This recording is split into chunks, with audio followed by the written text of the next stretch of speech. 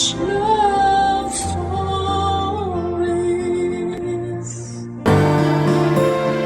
Kahit na nakakapagod magtaguyod ng pamilya sa panahon natin, palagi pa rin tayong nagkakaroon ng lakas upang hindi sumuko. Malaking bagay yon para makapagpatuloy tayo na tuparin at abutin ang ating mga mithiin. Ikaw, kabarangay, meron ka bang tanging hiling?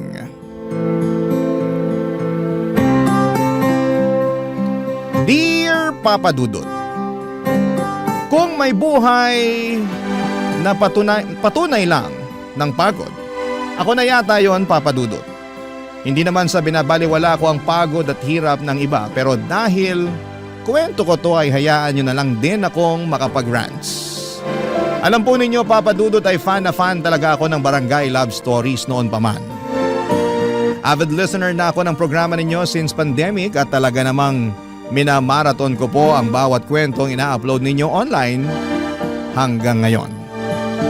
Tapos ay nangangarap ako na isang araw ay makapagsulat din po ako sa inyong istasyon at mapinin ninyong i-ere sa radyo. At eto na ngayon ang istorya ng buhay ko. Nga pala, tawagin niyo na lamang po ako sa pangalang Asmira. 37 years old, taga Maynila. Magsisimula ang kwento ko 10 taon na ang nakakalipas. Kayod kabayo at kalabaw ako para maitaguyod ang lola at kapatid kong PWD. At may espesyal na pangangailangan. Wala rin naman akong ibang maaasahan na mga panahon na yon dahil dalawa lang kaming magkapatid. At ako ang panganay, Papa Dudut. Kaya naman kailangan ko talagang magsikap ng husto kahit nakakapagod.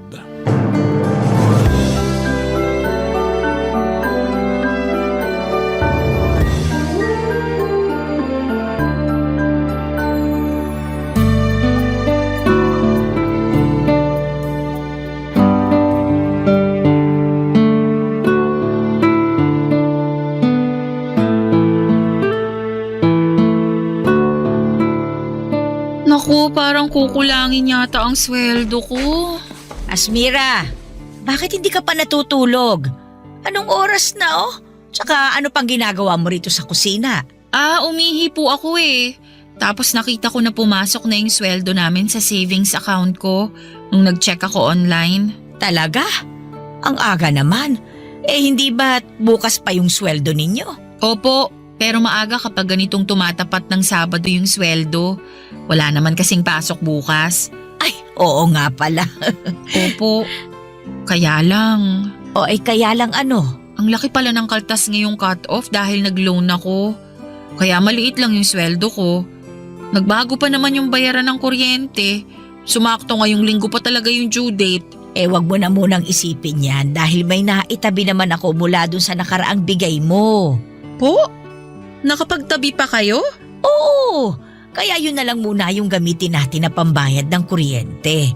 Napansin ko na medyo na late sila magpadala ng bill ngayon, kaya nagbago yung due date. Nagpadala naman sila ng notice sa text pero late na rin naman. Ay naku, hayaan mo na. Huwag mo nang problemahin yon. Pero sigurado po ba kayo na may pera pa kayo? Abay, oo naman. Ayoko lang mawalan kayo lalo na kapag kailangan nyo. Paano ako mawawalan? Sobra-sobra yung ibinibigay mo. Minsan nga napapaisip ako kung may natitira pa sa'yo eh. Meron pa naman po. Baka naman sobra mo nang tinitipid ang sarili mo ha? Alam nyo naman po na matipid talaga ako, 'di ba? Oo nga. Pero kung may bagay kang gustong bilhin, bilhin mo na. Pera mo naman yan eh. Pinagtrabahuhan mo. Pinaghirapan mo. Hindi naman po pwede yung ganun. Lalo kailangan ko kayong isipin ng kapatid ko. Saka mahirap yung basta-basta na lang akong bumibili ng gusto ko. Paano kung kailangan natin tas wala akong mahuhugot? Ang akin lang naman, huwag mo masyadong ipagdamot sa sarili mo yung mga bagay na pwede mo namang bilhin sa perang pinaghirapan mo. Tsaka katulad ng sinabi ko, may natatabi naman ako. Nagbibigay din naman ng ibang mga anak ko eh. Kaya ayos lang na hindi mo ako palaging bigyan.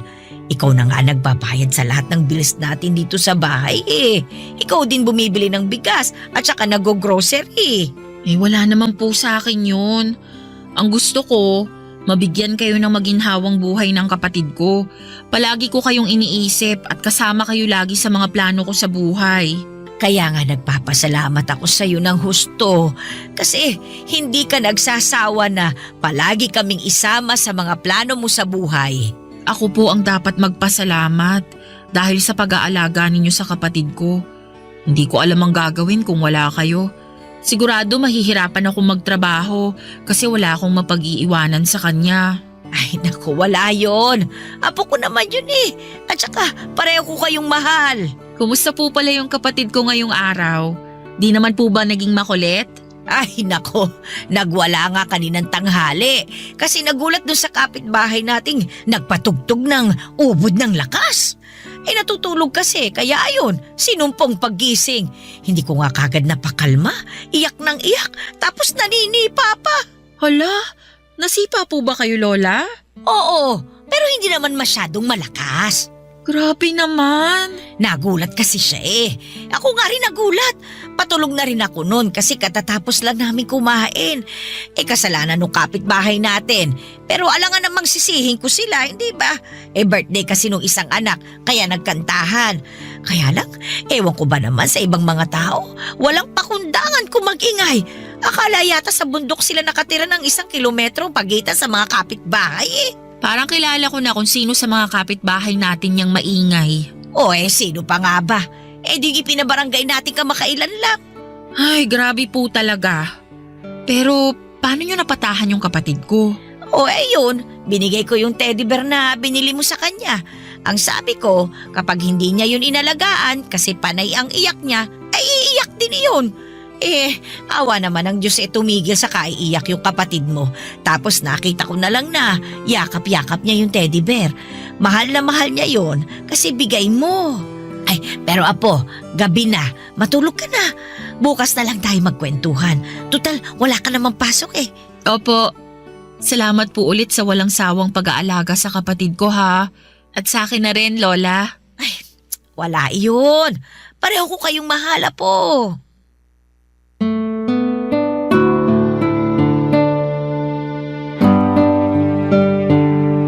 Papadudot maswerte kami dahil meron kaming lola na mabait at maalalahanin. Siya na ang tumayong nanay sa aming magkapatid noong naulila kami.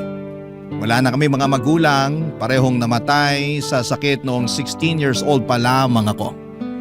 Bale, pinaluwas kami ng lola namin na taga Maynila mula sa Abra para tumira kasama niya. Nanay siya ng mama namin na sinusuportahan na lamang ng iba niyang mga anak. Sakto dahil mag-isa na lamang si Lola sa bahay nila matapos mamatay ni Lolo ng mga panahong yon. Dapat magtatrabaho na ako pagdating namin sa Maynila ng kapatid ko pero kinausap ako ni Lola at tinanong kung gusto kong mag-aral. Meron pa naman daw siyang kaunting ipon at willing namang sumuporta sa akin ang isa kong tita na nasa abroad. Kaya naman sinunggaban ko na ang opportunity at kumuha ako ng kursong may kinalaman sa business na natapos ko naman. Fast forward, meron akong long-time boyfriend na mga panahong yon. Nagkakilala kami noong college at naging kami papadudot.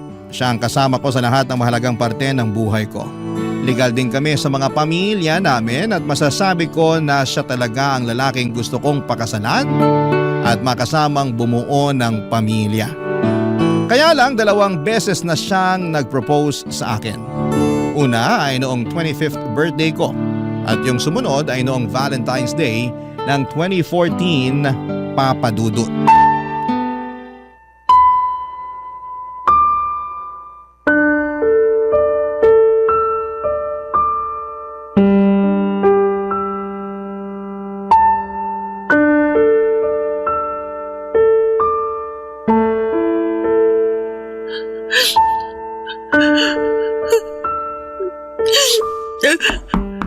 Asmira! Pwede ba akong pumasok? Opo, bukas po yung pinto. Ikaw pala yung naririnig kong umiiyak pagdaan ko sa pinto ng kwarto mo. Akala ko kasi guni-guni lang yun eh. Pero pinakinggan kong mabuti bago ako kumatok. Hindi naman po ako umiiyak. Napuwing lang po ako. Lokohin mo na lahat, wag lang ako. Baka nakakalimutan mo na, ako na halos ang nagpalaki sa inyo ng kapatid mo. Kilalang kilala ko na kayo, lalo ka na, kaya magsabi ka sa akin. May nangyari ba kaya ka umiiyak? Teka, trabaho ba yan? Hindi po sa trabaho. Ay, saan nga? Baka makatulong ako. Pwede kitang mapayuhan.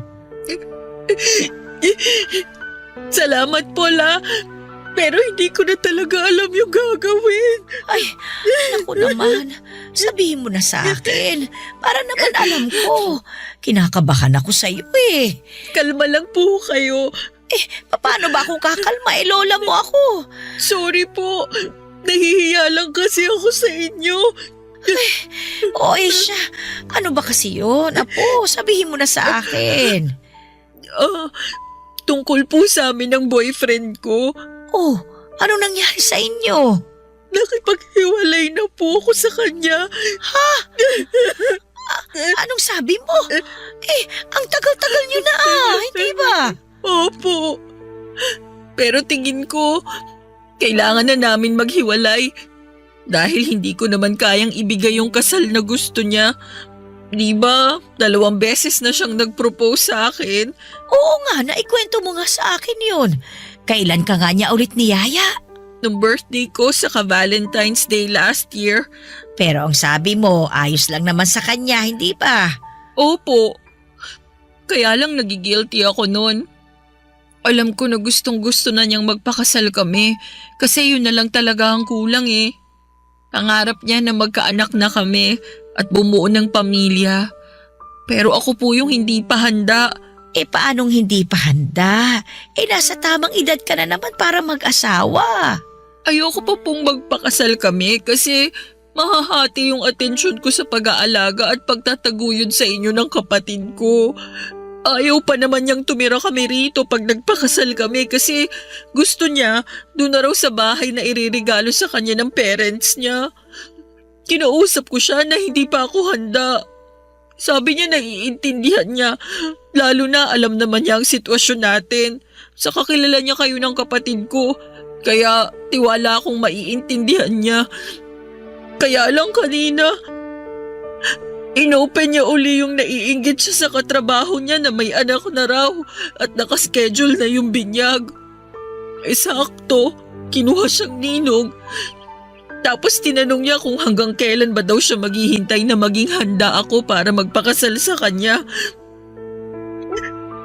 Hindi ko siya nasagot. Tapos doon na kami nagtalo. Marami siyang sinabing masakit sa akin. Pinapili niya pa ako kung kayo ng kapatid ko o siya. Siyempre mas pinili ko kayo. Kaya nakipaghiwalay na lang ako sa kanya. Ay, grabe naman yung pinapili ka niya. Pero apo, pasensya ka na rin ha. Kasi pakiramdam ko kasalanan namin ng kapatid mo kung bakit hindi ka pa makapag-asawa.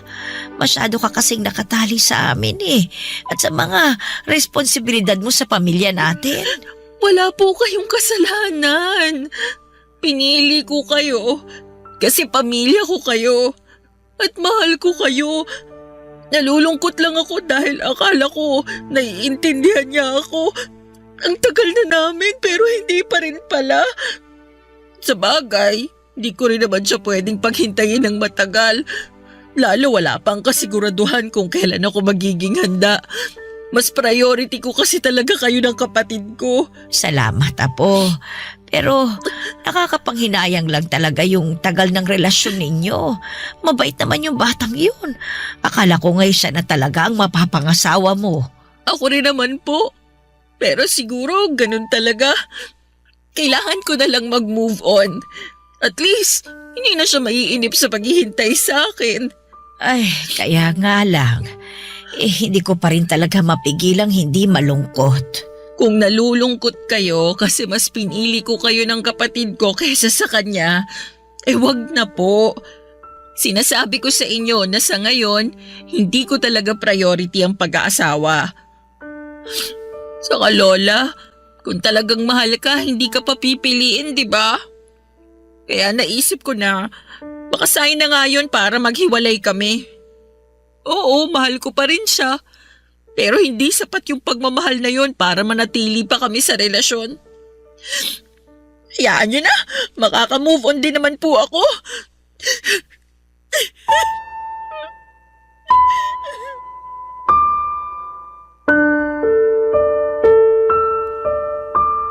Papadudot, masakit sa akin ang pakikipaghiwalay sa long-time boyfriend ko.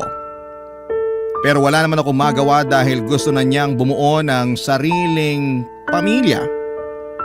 At yon ang bagay na hindi ko pa maibigay sa kanya ng mga panahong yon.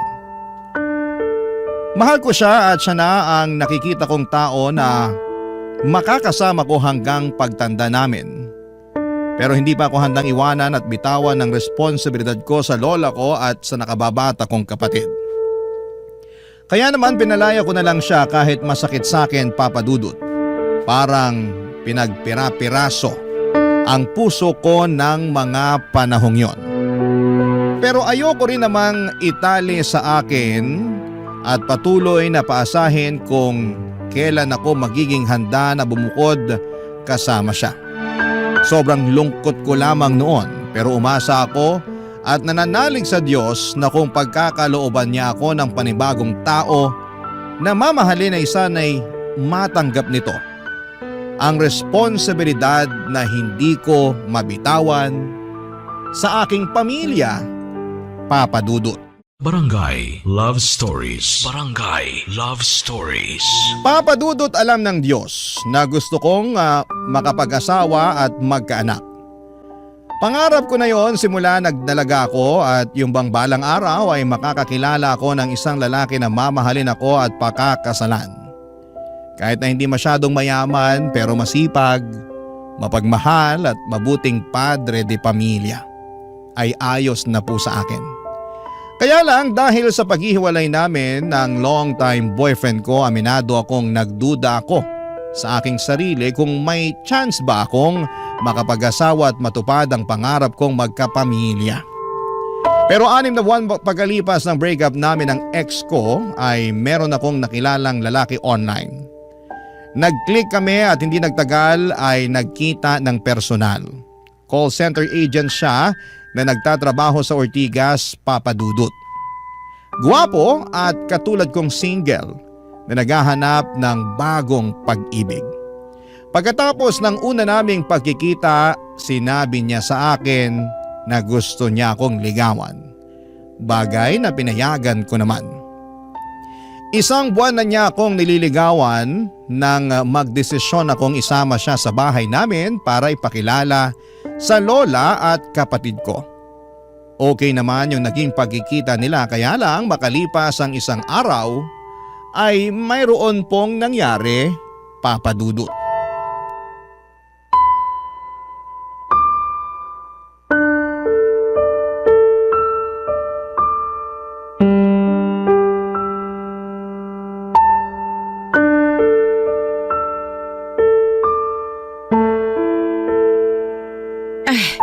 Ano ba yung sinasabi mong hindi na nagparamdam sa'yo yung manliligaw mo?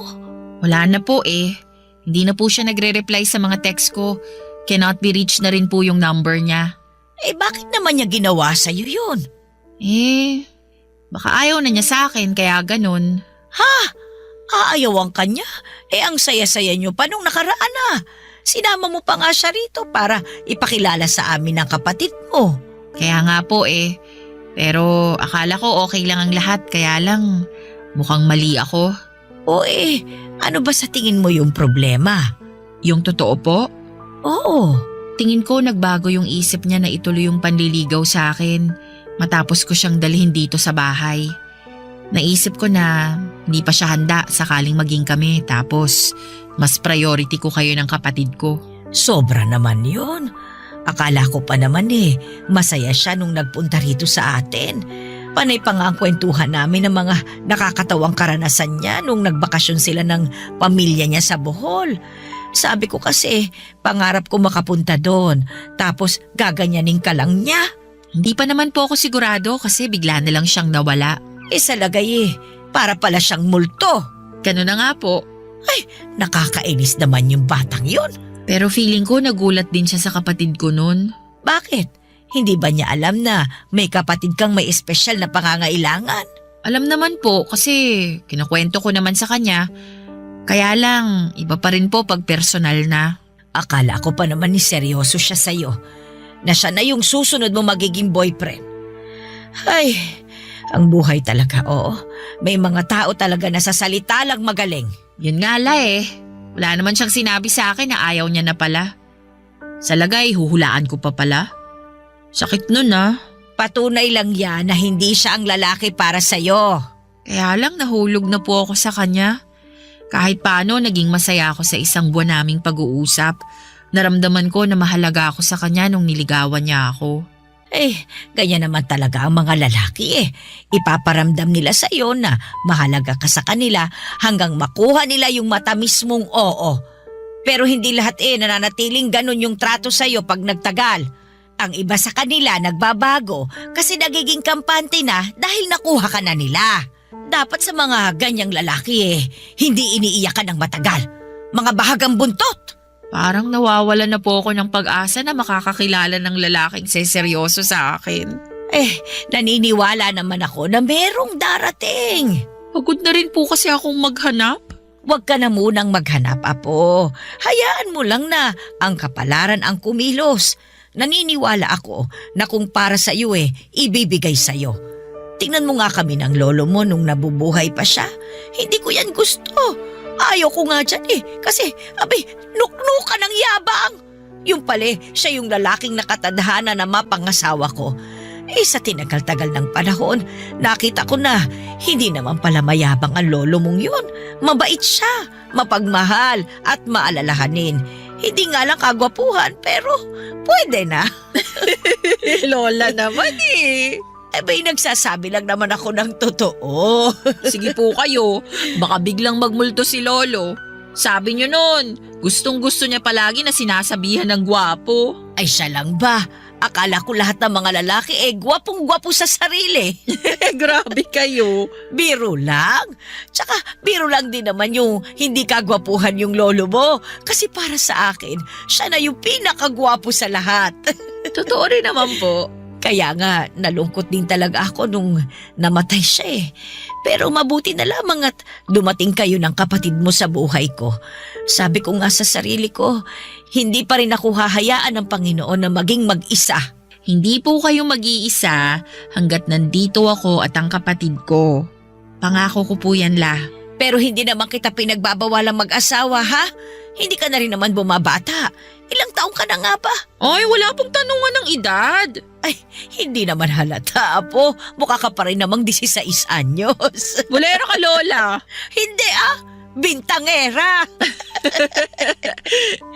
Pero seryoso po.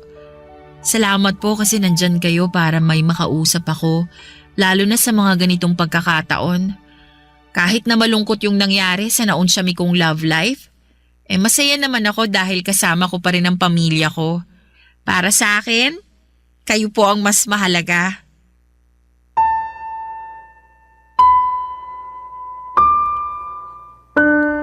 Papadudot doon ko na pagtagpi-tagpi ang lahat. Na baka kaya ako ginost nang nanliligaw sa akin ay dahil nakita niya ang sitwasyon ng kapatid ko at natakot siya sa responsibilidad na kaakibat ng pakikipagrelasyon sa akin. Noong gabi kasi na dinala ko siya sa bahay upang ipakilala kina Lola ay nagtantrums ang kapatid ko. Umiyak ito at nagwala at hindi siya mapatahan ni Lola.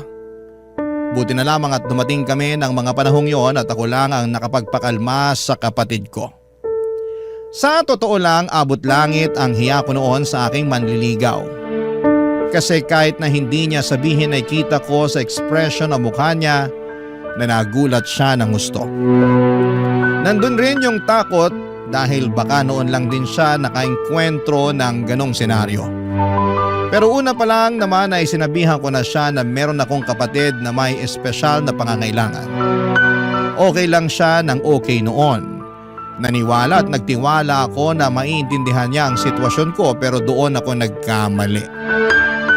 At kahit na hindi pa nagiging kami ay nasaktan pa rin po ako. Plano ko pa naman na sagutin na siya kinabukasan.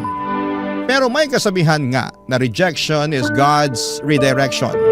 Ang ibig sabihin ay may mga bagay na hindi nangyayari dahil merong magandang plano ang Diyos para sa atin. Lumipas ang 5 buwan, nakilala ko si David. Bagong salta lang siya noon sa pinagtatrabahuhan ko. Pinalitan niya ang dati naming supervisor na paalis na ng panahong yon. Hindi ko naman siya boss, bali magkaibang department kami pero lagi kami nagkikita at nagkakasama sa mga management meeting, Papa Dudut. Naging close kami. At hindi nagtagal ay niyaya niya akong lumabas upang makipag-date, Papa Dudut.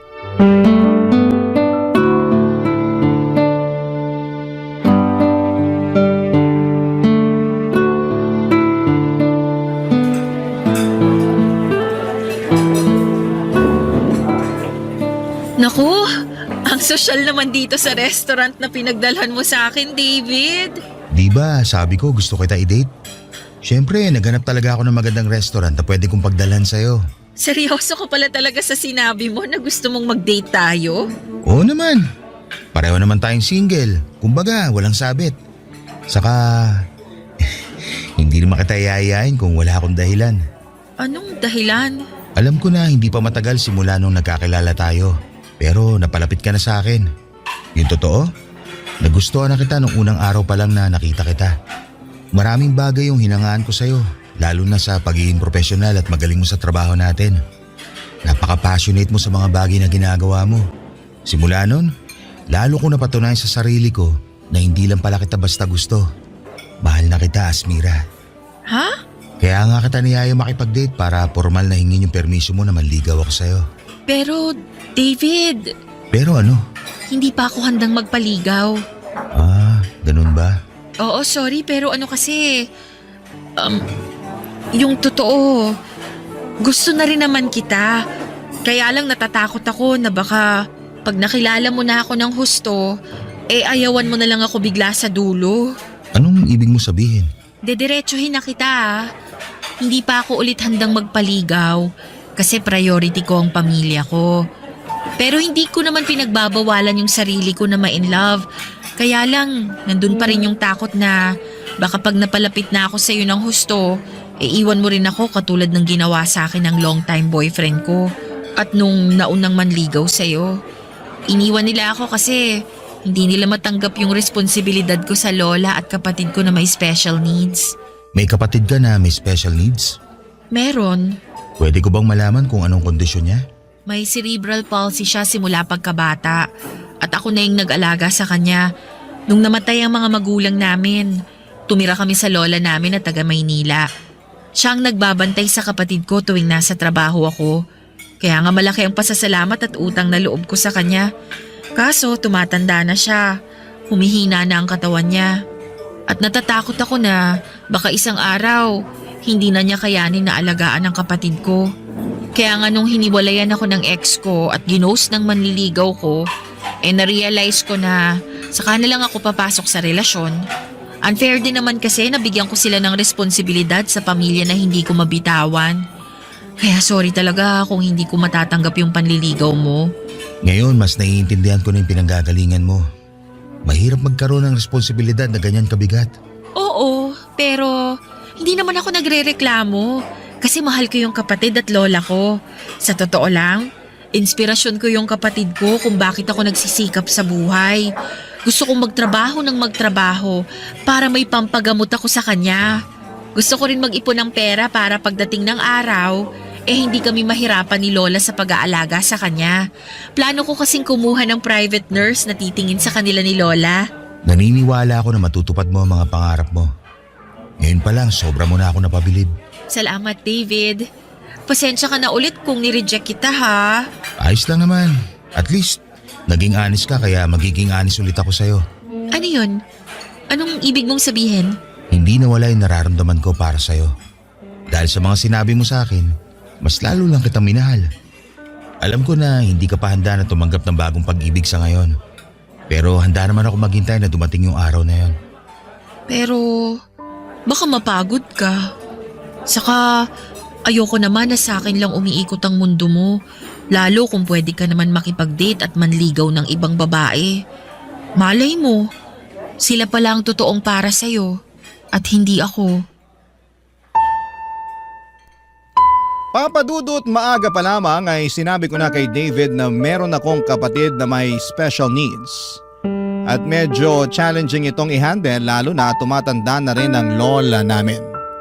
Isa yon sa dahilan kung bakit hindi pa ako handang mag-asawa. Kapag bumukod na kasi ako at bumuo ng sariling pamilya kasama ang asawa ko, ay maiiwan ang kapatid ko sa lola namin. Naging open ako kay David tungkol sa estado at disposisyon ko para hindi na siya umasa na maibabalik ko ang pagmamahal niya. Sa totoo lang, nalungkot ako, Papa Dudut, dahil napalapit na rin sa akin si David. Mabait kasi siya, masayang kasama at gentleman. Kaya lang, ayoko namang hayaan ang sarili ko na mahulog sa kanya ng husto. Tapos sa dulo ay iiwanan niya lamang ako katulad ng ginawa sa akin ng ex-boyfriend ko at manliligaw ko noon. Papa Dudut, ayoko na ulit masaktan. Kaya naman nag-focus na lamang ako sa pagtataguyod ng aking sarili at ng aking pamilya. Sila ang mahal ko at sa kanila ako dapat na mag-focus, Papa Dudut. Barangay Love Stories. Barangay Love Stories. Papa Dudut, Valentine's Day ng 2016 nang dalhan ako ni David ng isang malaking bouquet ng red roses.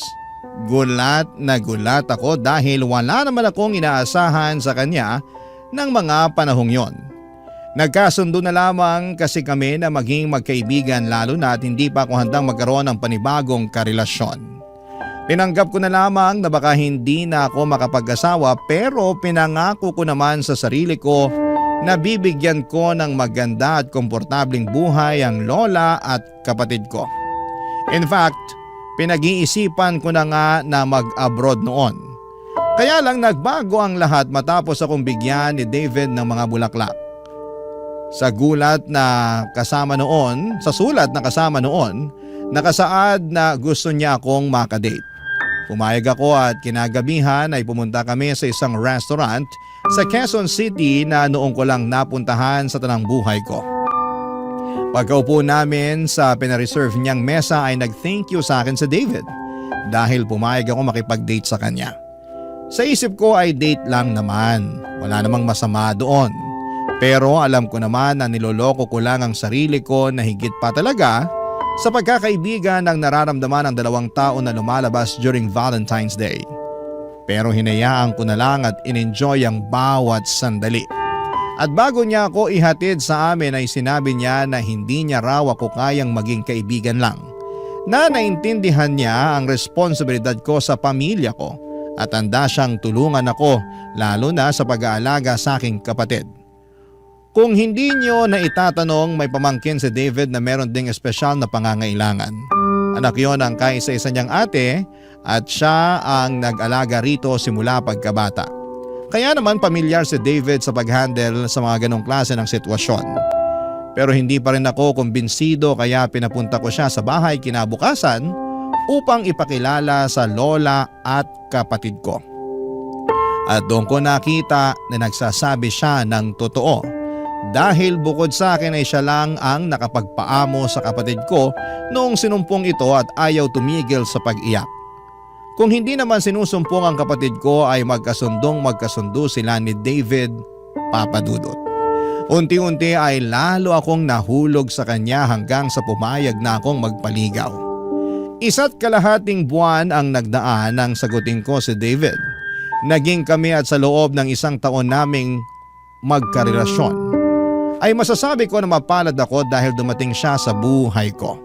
Nangako si David na kahit mag-asawa na kami ay hindi namin kakalimutan ang responsibilidad ko sa aking kapatid. In fact, napagkasunduan namin na sa bahay pa rin ni Lola tumira. Kaya noong June 2017 ay nag-propose ng kasal sa akin si David. Bagay na hindi ko na tinutulan. Sa susunod na taon ng 2018 ang plano naming pag-iisang dibdib, kaya lang makaraan ng 2 buwan simula nang ma-engage kami ay mayroong nangyari na kapwa namin hindi inaasahan. At yon ay nung nagkasakit ng malubha ang kapatid ko na sa huli ay hindi kinaya ng mahina niyang katawan. Papa Dudo, tuluyan ang kinuha sa akin ang pinakamamahal kong kapatid na siyang angkla ko sa buhay na ito.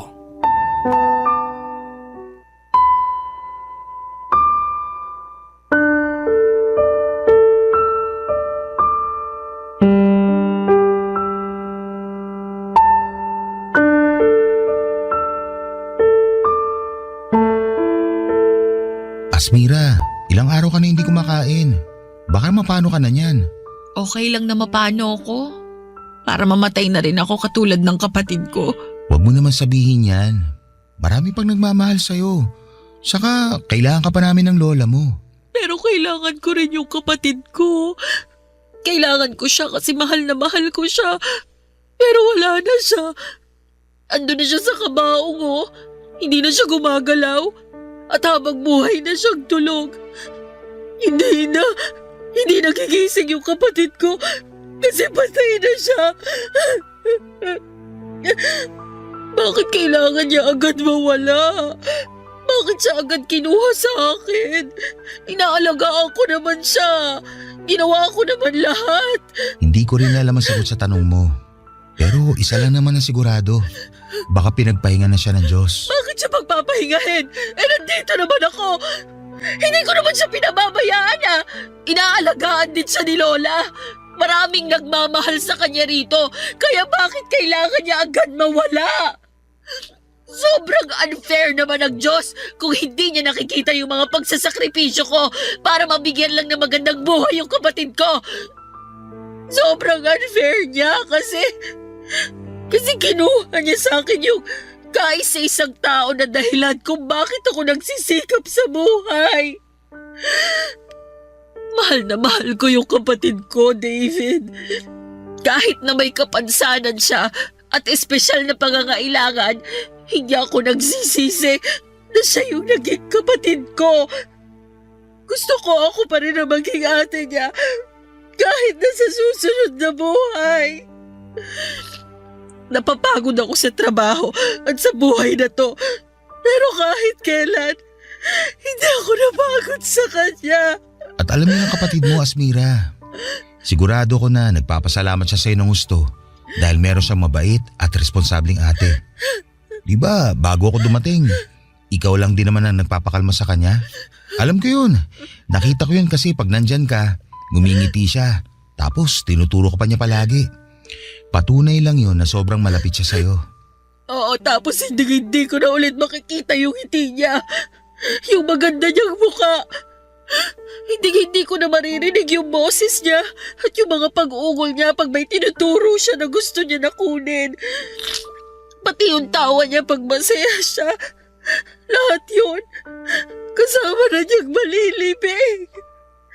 Hindi ko na makikita ang kapatid ko dahil wala na siya sa piling namin ni Lola habang buhay. Naniniwala ako na kahit hindi na natin siya kasama sa buhay na to, mananatili pa rin siyang buhay sa mga puso natin. Alam mo, kahit na sandali pa lang kami nagkakasama ng kapatid mo naging malapit na rin siya sa akin. Napamahal na ako sa kanya kaya nga sobrang sakit din sa akin itong biglaang pagkawala niya. Pero alam ko, naniniwala ako, nakasama pa rin natin siya anumang mangyari. Hindi nga lang natin siya nakikita, pero hindi naman talaga siya nawala. Iisipin ko na lang na nakapagpahinga na siya sa piling ng Diyos. Na wala siyang sakit na nararamdaman at nararanasan para kahit paano mapanatag ako at mabigyan ng konting peace of mind sa pagkawala niya.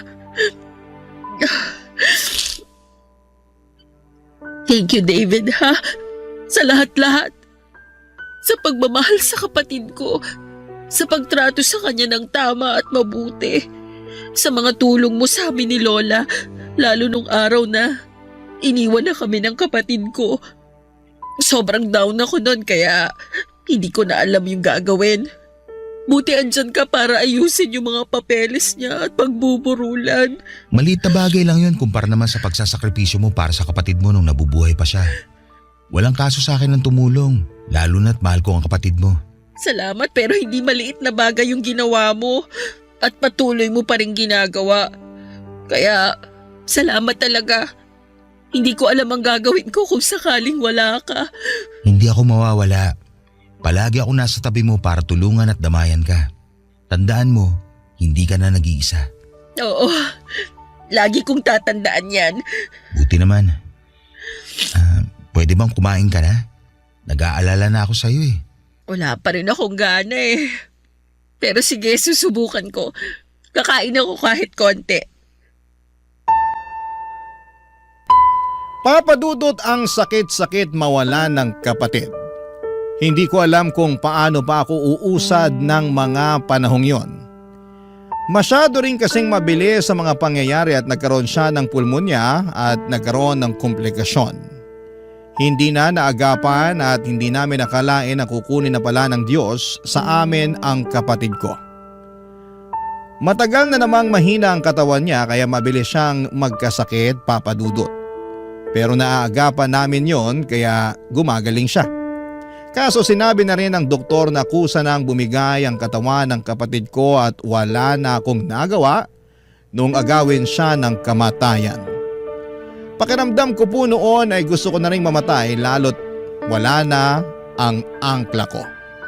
Sa totoo lang, kahit minsan ay nakakaramdam ako ng pagod sa pag-aalaga at pagtataguyod sa kapatid ko ay mahal na mahal ko pa rin siya.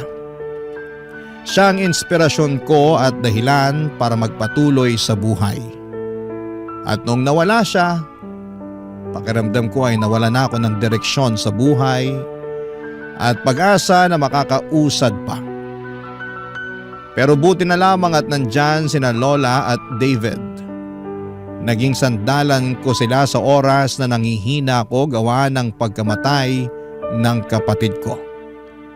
At kapag gusto ko nang bumigay, yung pagmamahal ni David ang nagsisilbi kong lakas, Papa Dudut. Sa pagpapatuloy ng aming relasyon ay natuloy pa rin ang kasal namin ni David noong 2018 at tumira kami sa bahay ni Lola at nangako na aalagaan siya. Hindi nagtagal ay nabuntis ako. Masayang masaya kami ni David dahil magiging magulang na kami. Kapwa excited kami at kabado na rin. Kaya lang habang ipinagbubuntis ko ang panganay namin ay muli kaming sinubok ng kapalaran. Matapos matuklasan sa isang masusing pagsusuri na mayroong Down syndrome ang magiging anak namin, Papa Dudut.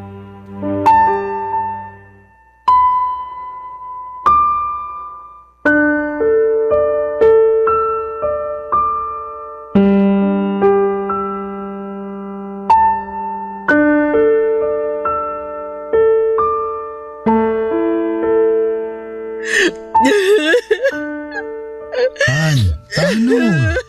Baka mapano ka naman. Nag-aalala ako sa'yo eh. Ang hirap lang kasing tanggapin, Han.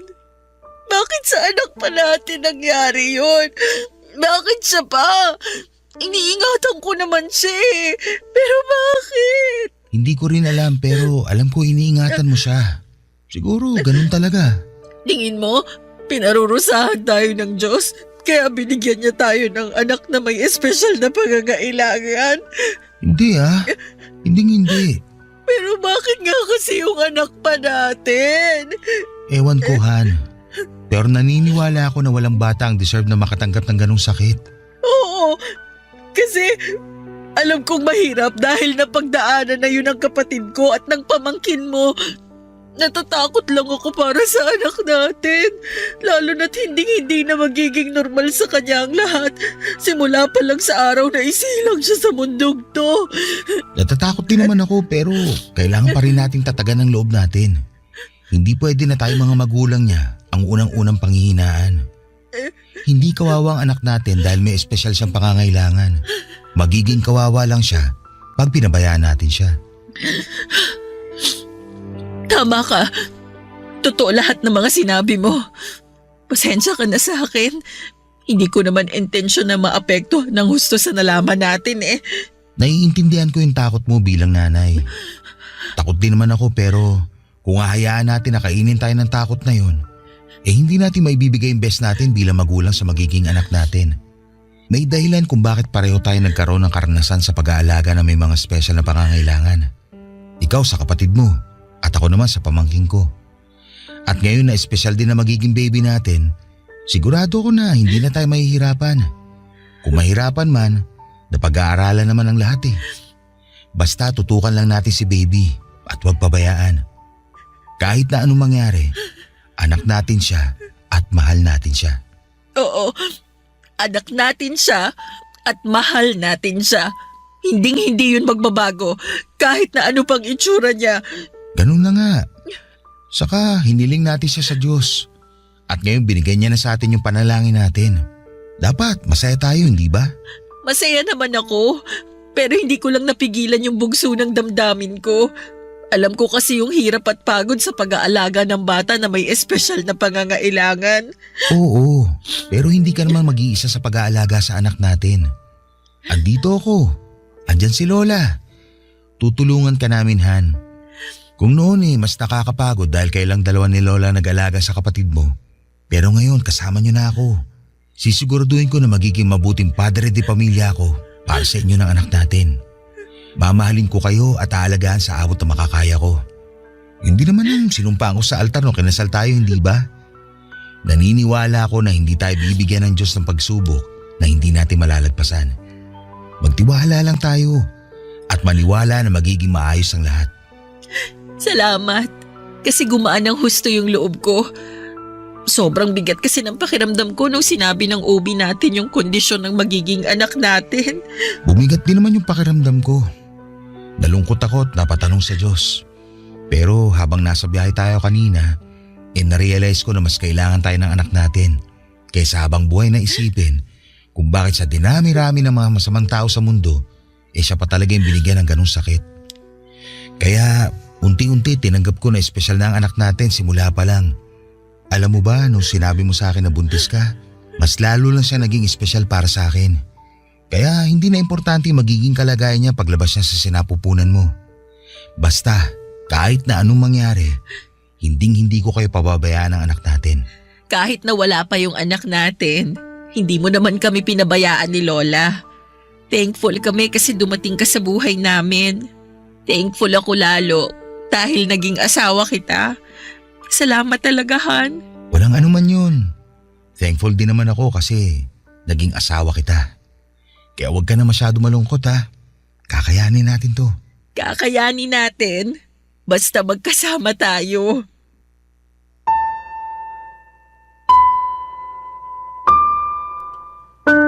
Papadudot walang pagsidlan ang pagpapasalamat ko sa Diyos.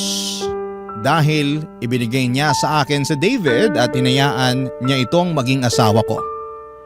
Napakapalad ko sa kanya dahil hindi lang siya mabuting asawa kundi responsable ding padre di pamilya. Dahil nandyan siya ay mas gumaan ang lahat sa akin. At alam ko na wala akong hindi kakayanin dahil nasa tabi ko lamang ang lalaking pinakamamahal ko. Totoo nga ang sinabi ni Lola na kusang darating ang tao na para sa iyo pag hinayaan mong gumawa ng paraan ng kapalaran.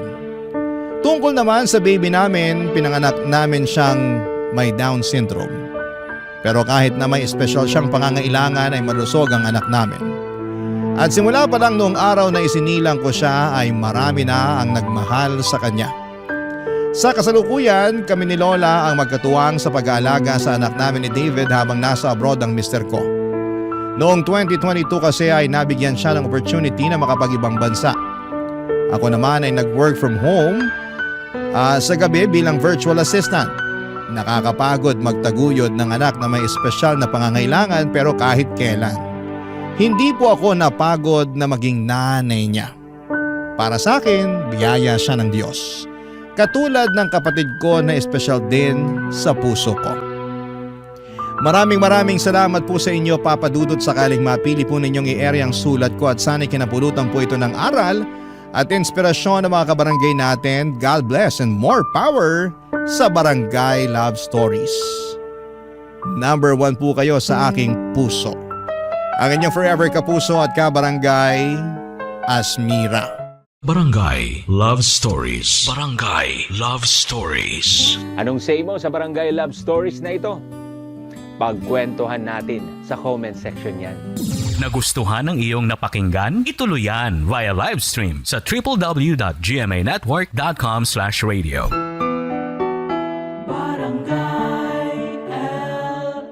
In Mega Manila, 97.1. Forever.